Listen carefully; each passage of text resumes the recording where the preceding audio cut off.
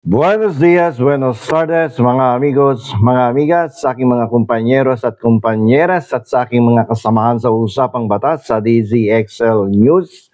Magandang araw po sa inyong lahat. Ako po ang inyong lingkod, Attorney Rene Bueno.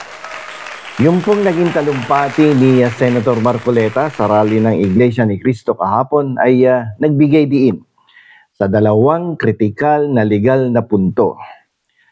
Yung patakaran ng pagrereklamo, yung pagsasampa na reklamo sa Office of the Ombudsman.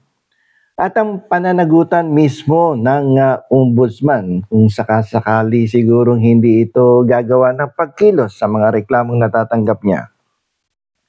So, ano po ba yung patakaran sa pagrereklamo dyan sa opisina ng Ombudsman?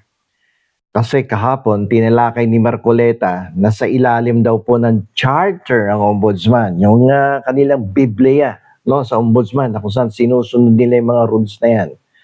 Ang reklamo daw ay pwedeng isampa sa anumang anyo o forma, kahit pa anonymous. So, kahit anong anyo, mapa-written yan, mapa-verbal, maging anonymous yan, pwede.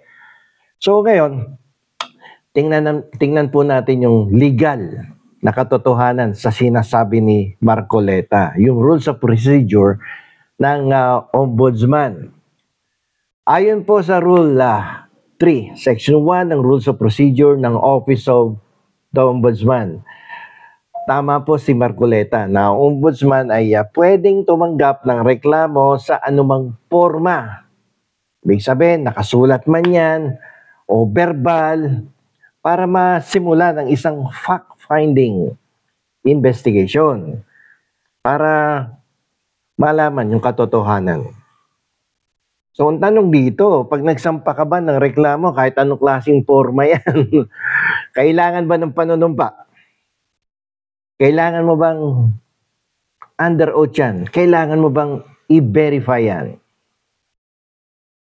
Kung yung isang reklamo ay hindi formal na isinampa, yung walang under oath, no? Paano to uusad doon sa preliminary investigation? Tanong ko lang yan. Karaniwan kasi, pag ikaw ay nagreklamo, ay kinakailangan ito ay under oath or verified para pumunta doon sa susunod na stage of the complaint, yung preliminary investigation. Paano yung sa mga anonymous sa complaint? Tama siya, may kapangyarihan ng Ombudsman na entertainin yung mga anonymous na reklamo.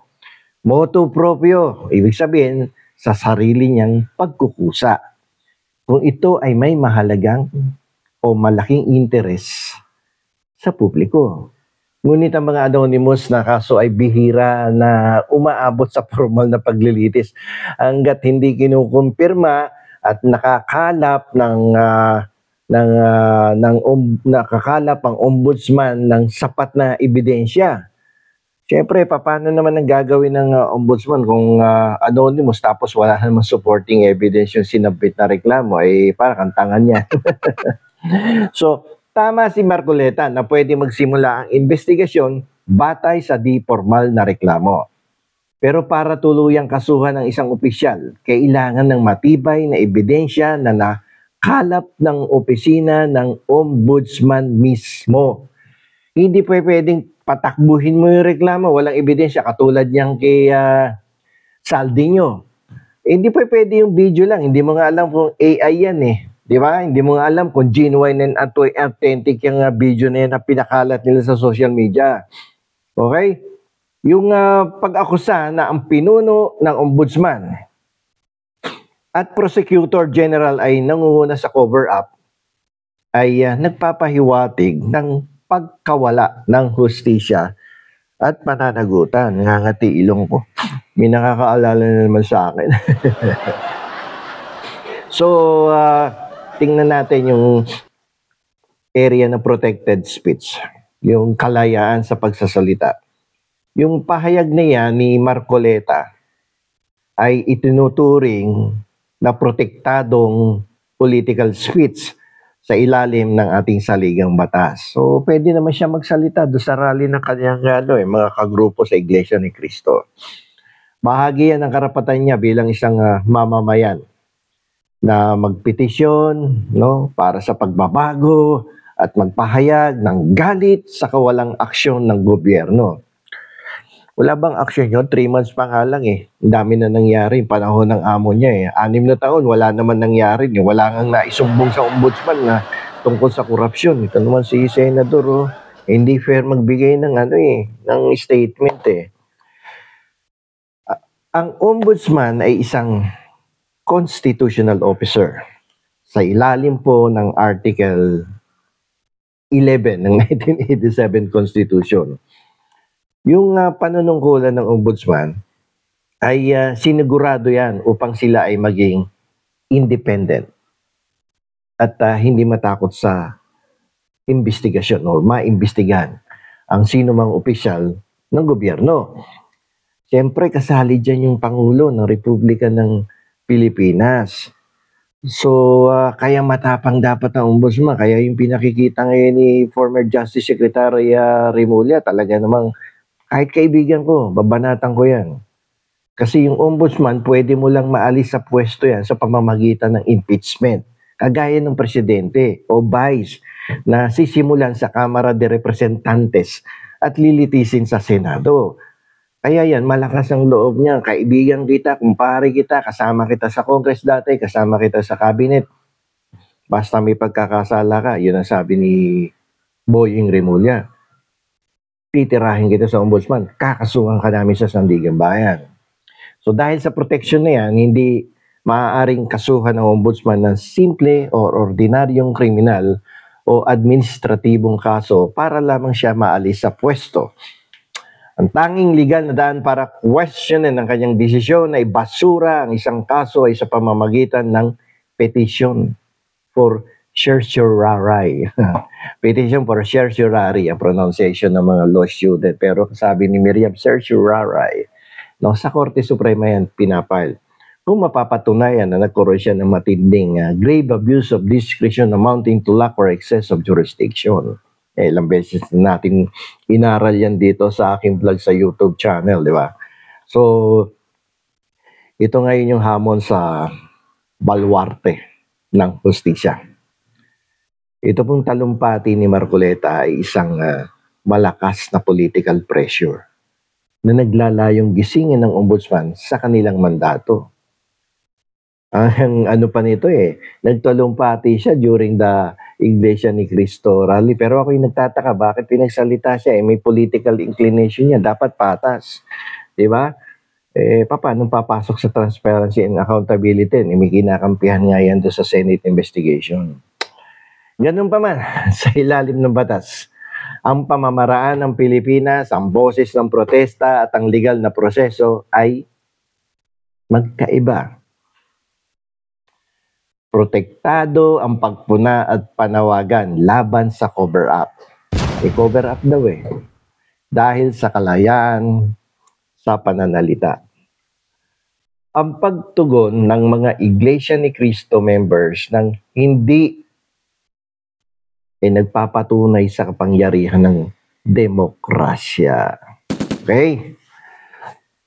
Pero itong ombudsman, no, ay inilagay yan, no?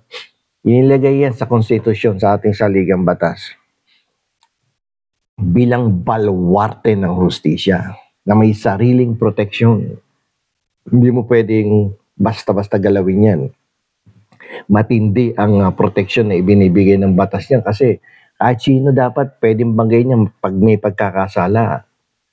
So, upang mapatunayan ang akusasyon ni Marcoleta at tuluyang maalis ang ombudsman, ang mga nagprotesta ay kailangan dumaan sa pinakamabigat na legal na proseso ng bansa. Ito yung tinatawag na impeachment proceedings o ang pag-question sa kanyang desisyon sa Korte Suprema. Ang hamon ay mananatili dito. Yung tungkol doon sa pananagutan, yung tungkol sa accountability and transparency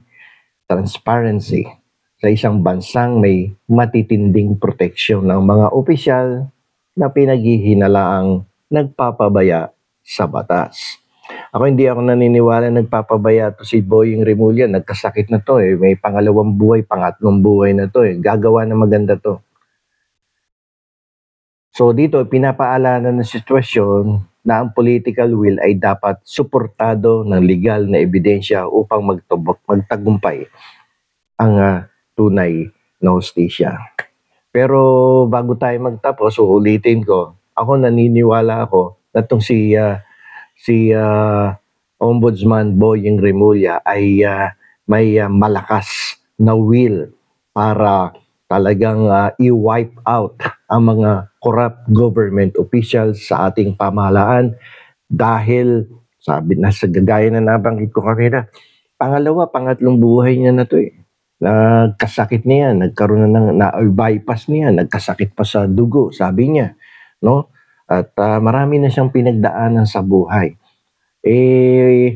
Siguro nangako na to sa ating Panginoon na hanggang sa huli ng kanyang buhay ay ibibigay niya ang lahat upang maging instrumento siya at na maging kasangkapan upang makamtam natin ang tunay na hustisya, tunay na demokrasya at tunay na malinis na isang pamahalaan. Walang iba dito sa ating bansa. So hanggang dito na lamang po. Ito pong muli ang inyong lingkod, Attorney Rene Bueno.